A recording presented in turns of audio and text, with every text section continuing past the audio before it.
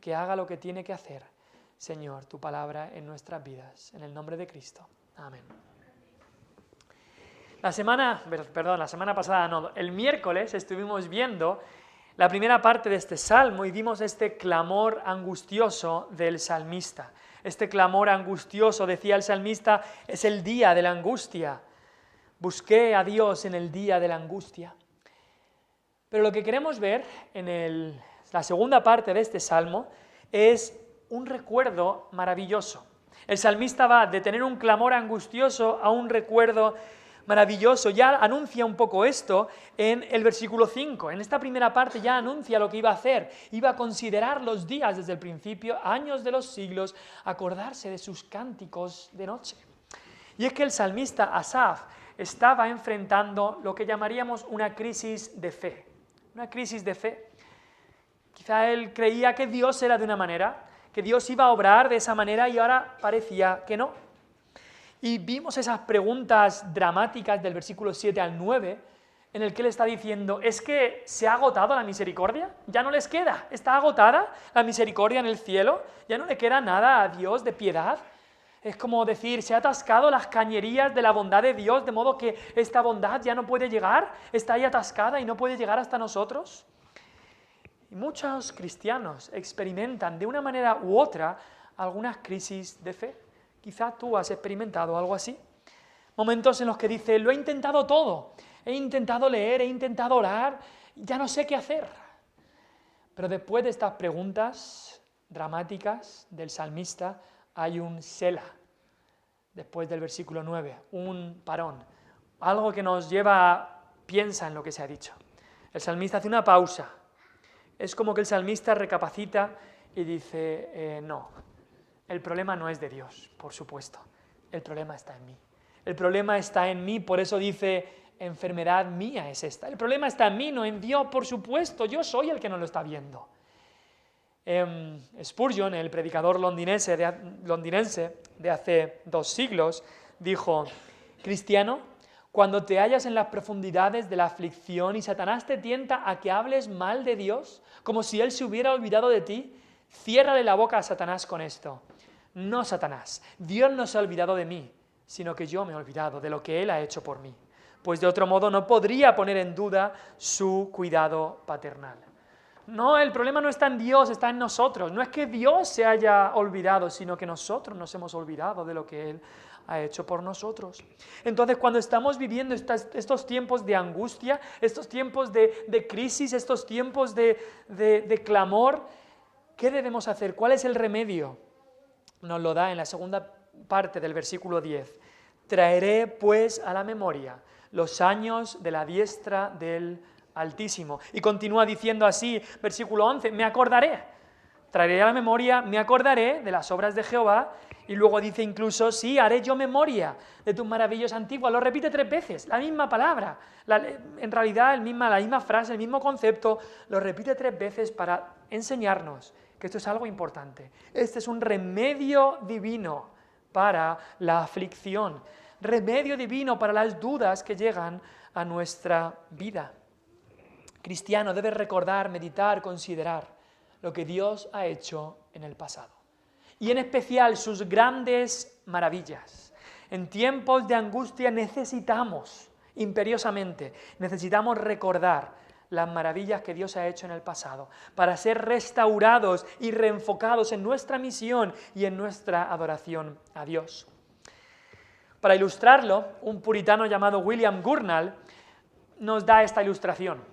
Un perro sabueso, perro de estos de caza, cuando ha perdido la pista, ¿qué hace?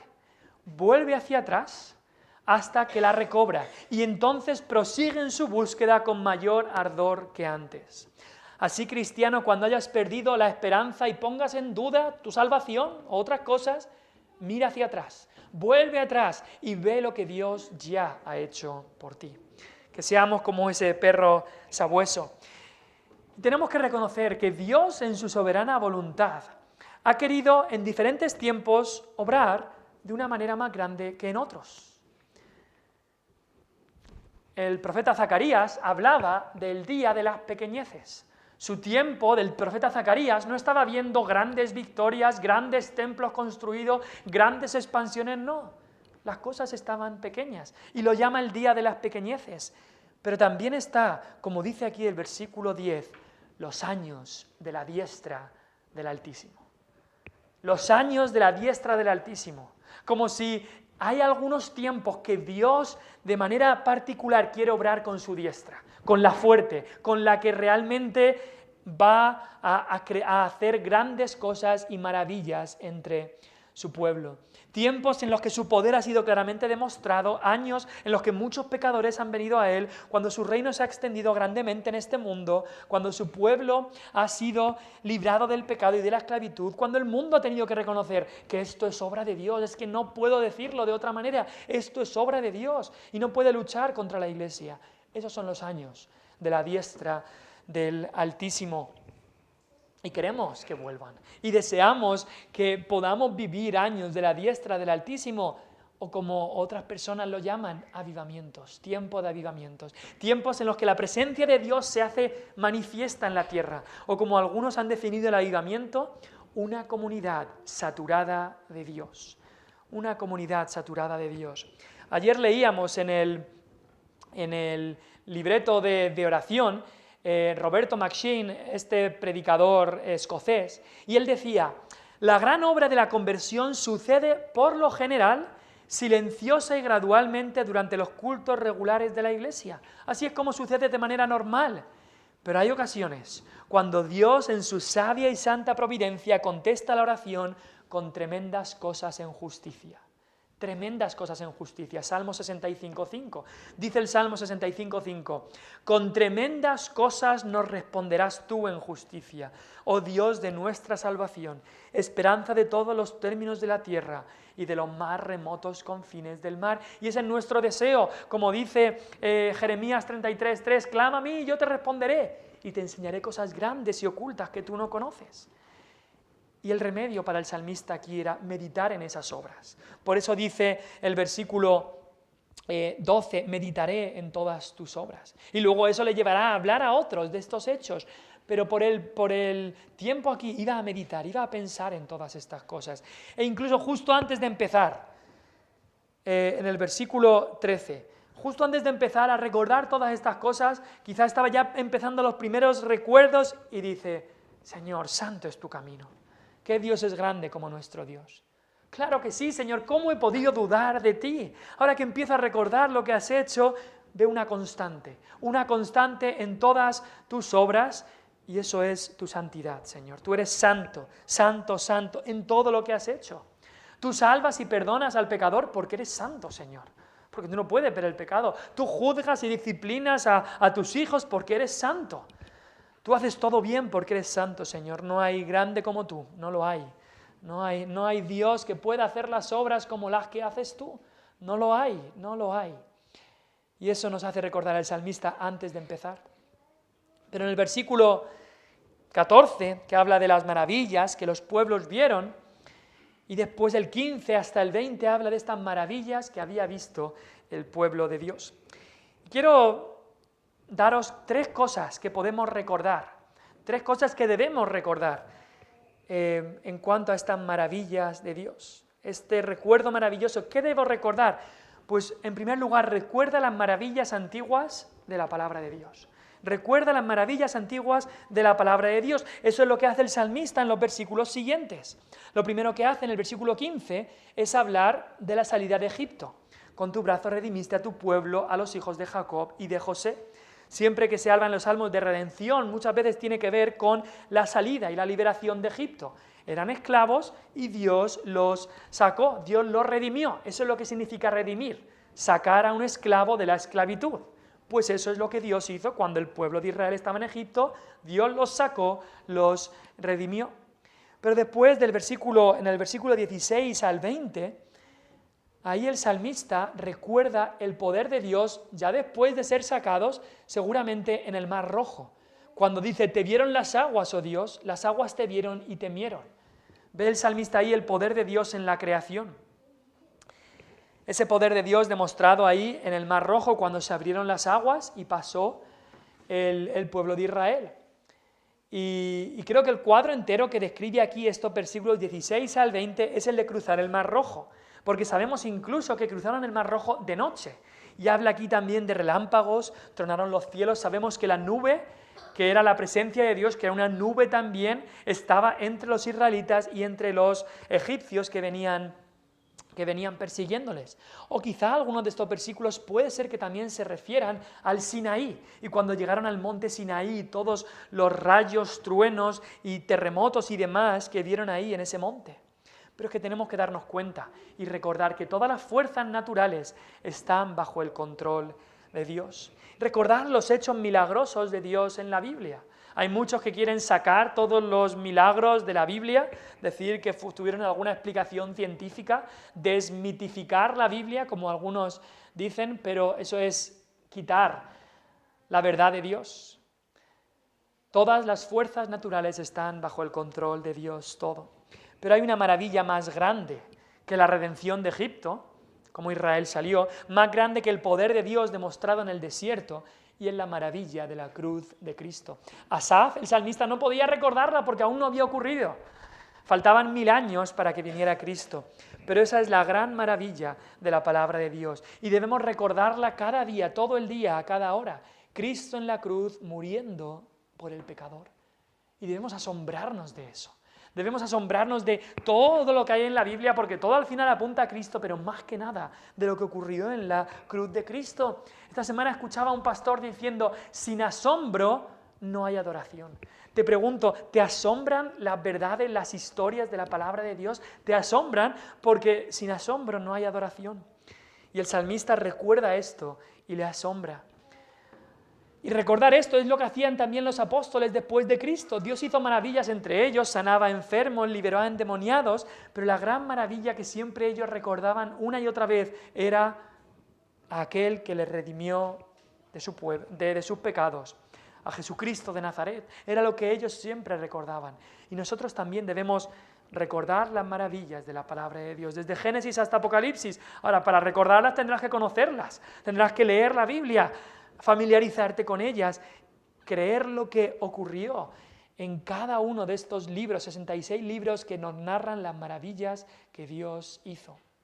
Así que eso es lo que estaban recordando el pueblo de Dios, eso es lo que estaba recordando Asaf, las maravillas que Dios había hecho, que las tenemos registradas en la Biblia. Pero hay otras dos cosas que me gustaría que recordaras y lo quiero hacer rápido. En segundo lugar, recuerda las maravillas antiguas en tu propia vida personal. Recuerda lo que Dios ha hecho. Versículo 15 dice ahí, con tu brazo redimiste a tu pueblo. Y debemos recordar cómo Dios nos redimió. Debemos recordar cómo Dios nos salvó. ¿Dónde estarías si no fuera por el Señor? ¿Dónde estarías? Recuerda de dónde viniste. Recuerda tu pecado y tu miseria y mira la bendición que te ha dado. Recuerda también ese primer amor que tenías por el Señor. Lo darías todo por Él. Y muchas veces como ese primer amor ha decaído. Como se le dijo a la iglesia de Éfeso, recuerda por tanto de dónde has caído y arrepiéntete y haz las primeras obras.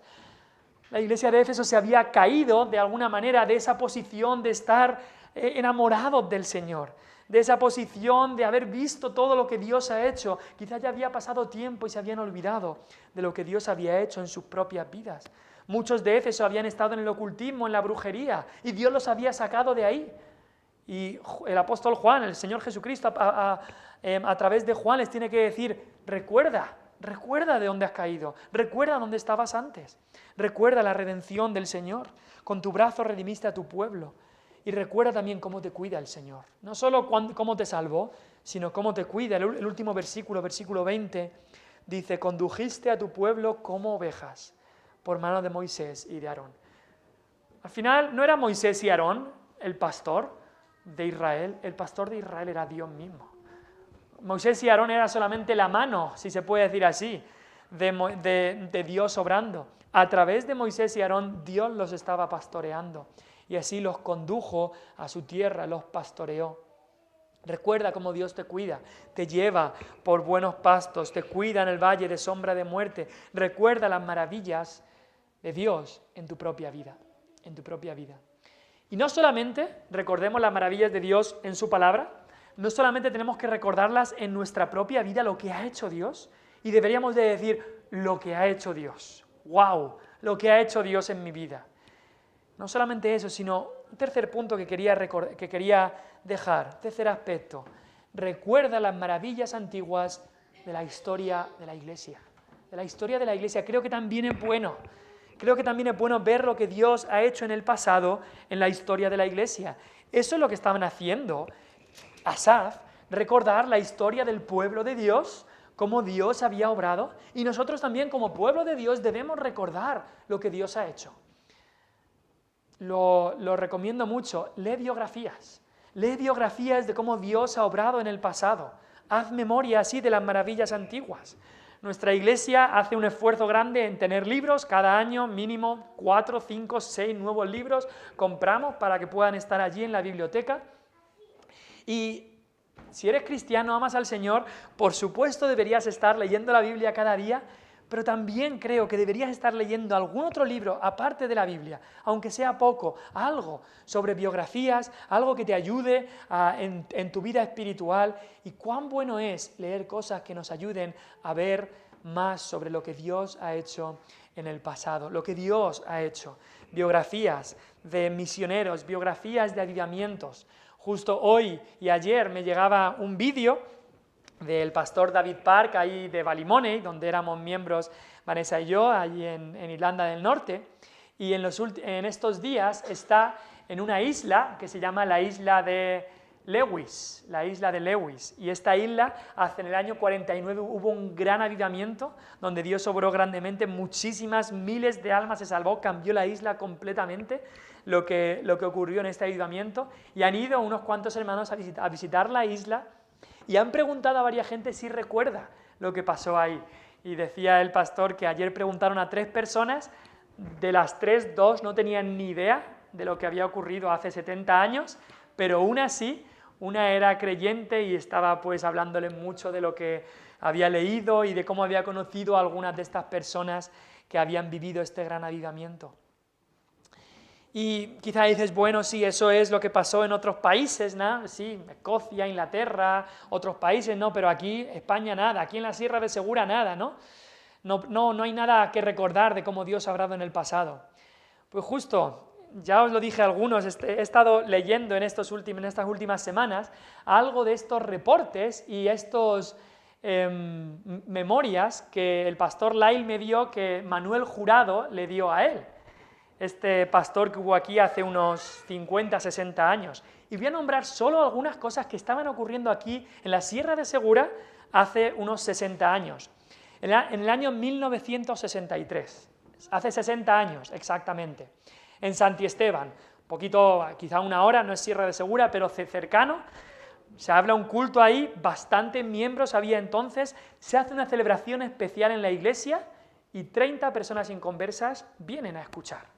No sé cuántas se convirtieron, pero 30 personas inconversas vienen a escuchar. Año 1963, las Gorgollitas, allí en Santiago de la Espada. Un buen grupo de cristianos se reunían allí. Desgraciadamente ahora ya no hay iglesia ahí. Pero un buen grupo de cristianos se reunían. Algunos, escucha esto, hacían un viaje a pie de hasta 3 horas para llegar al culto. Año 63. 3 horas para llegar al culto andando. ¿Haríamos nosotros eso? Eso era el fervor que tenía esta gente por el Señor. 1974, Sabiote, Navas de San Juan, Santi Esteban, Castellar, Chiclana, Siles, Cortijo la Hortizuela se llamaba, Gorgollitas, Benatae, Segura, Trujala, Cortijos y Hornos, había cultos en algunas casas, Archites, cerca del Tranco, en todos estos sitios había o iglesia o un punto de misión. Y había hermanos en todos estos lugares. 1974, narra ahí Manuel Jurado, dice, en Siles, en el Cortijo de la Hortizuela y en Benatae, las familias cristianas ahí siguen avanzando. Cada lunes y martes, entre Siles y Benatae, son de unas 12 a 15 personas inconversas las que escuchan la palabra. Inconversas, aparte de las familias creyentes que había allí y con los cuales estoy estudiando la Biblia. Dice ahí, y esto vale, no eran grandes congregaciones, pero piensa en todas las aldeas que había. Piensa en todas las aldeas en las que había un testimonio cristiano, había familias allí que conocían al Señor y estaba creciendo la obra. Muchísimos hermanos. Y al final de sus memorias dice, y esto es tremendo, dice, Dios me utilizó para traer, que yo sepa, a 150 almas a conocer a Cristo como Salvador personal. Imagínate, 150 almas. Y luego dice, continúa diciendo, ruego a los hermanos, hijos y mis nietos que al leer estas memorias no piensen en darme a mí nada de gloria. Toda la gloria sea para Dios. No fui sino un humilde siervo suyo. Solo he recabado aquí algunos datos de lo que Dios estaba haciendo hace 50, 60 años aquí. Si lo hizo hace 50, 60 años, ¿por qué no lo puede hacer ahora? ¿Por qué no lo puede hacer ahora? Y quizá alguno dice, bueno, pero es que ahora los tiempos antiguos siempre han sido mejores. Eclesiastés 7:10. Vamos a Eclesiastés 7:10, porque el hombre más sabio de su tiempo creo que tiene algo que decirnos. Eclesiastés 7:10. Para todos aquellos que quizá dicen, como la poesía de Jorge Manrique, cualquier tiempo pasado fue mejor. Salomón tiene algo que decirle a Jorge Manrique. Nunca digas, ¿cuál es la causa de que los tiempos pasados fueron mejores que estos? Porque nunca de esto preguntarás con sabiduría. Nunca de esto preguntarás con sabiduría. Cuidado con que esa angustia que tenía el salmista nos lleve al pesimismo de decir, antes era todo tan bien y ahora ya no hay nada que hacer, todo ha empeorado, ya no hay nada que hacer, el mundo ha ido demasiado lejos en el pecado. Y como hablo con algunos que dicen, sí, además Cristo está ya por venir, queda bien poco. Por supuesto, no sabemos que viene pronto, pero no sabemos cuánto vendrá. Pero algunos cogen la venida de Cristo como una excusa para decir, ya no hay nada más que hacer. En la agenda de Dios, lo único que queda es la venida de Cristo. Ya no habrá más avivamientos, ya no hay nada más que esperar sino la venida de Cristo. Porque ya hemos llegado demasiado lejos, ya la iglesia se ha enfriado demasiado, ya no hay más que hacer. Si piensas así, Satanás te ha engañado para que estés pasivo, para que estés sin hacer nada, para que estés sin clamar a Dios, para que Él haga grandes cosas. ¿Sabes qué? Los cristianos del primer siglo creían, como nosotros, que Cristo viene pronto. Que Cristo viene pronto, incluso los cristianos en el tiempo de Juan creían que Cristo vendría antes que muriera el apóstol Juan. Y el apóstol Juan tiene que decirles que en realidad Cristo no había dicho eso, porque murió el apóstol Juan y Cristo no había venido. Pero pensaban que la venida de Cristo es inminente como nosotros también lo pensamos. Pero eso no era una excusa para decir, ya no voy a hacer nada. Que venga el Señor y yo me quedo aquí. No, estaban con pasión por el Señor, estaban queriendo alcanzar almas por el Señor, yendo a todo el mundo a predicar el Evangelio. No pensemos que Dios ya ha acabado con la Sierra de Segura. No pensemos eso, porque nos equivocaríamos. Si Dios hizo estas cosas hace 60 años, las puede volver a hacer. Oremos para tal fin. Y clamemos al Señor, pero también recordemos lo que Dios ha hecho en el pasado. Porque todo esto nos llena de ánimo, nos llena de decir, mira lo que hizo Dios en Pentecostés, ¿por qué no lo puede hacer otra vez? Mira lo que Dios hizo hace 60 años aquí en la Sierra de Segura, hace 50 años, ¿por qué no lo puede hacer otra vez? Mira lo que Dios hizo en mi vida. Cómo me cambió de las tinieblas a la luz, cómo me llevó del pecado, hundido en el fango del pecado, a estar ahora en Cristo. ¿Por qué no lo puede hacer otra vez? Y no en 1, sino en 5, en 10, en 20. El poder de Dios sigue siendo el mismo. El problema es que nuestra fe muchas veces no es la misma y se enfría. Se enfría y como dijo el mismo Señor Jesucristo, cuando venga otra vez, cuando venga el Hijo del Hombre, hallará fe en la tierra. Oremos para que Él aumente nuestra fe.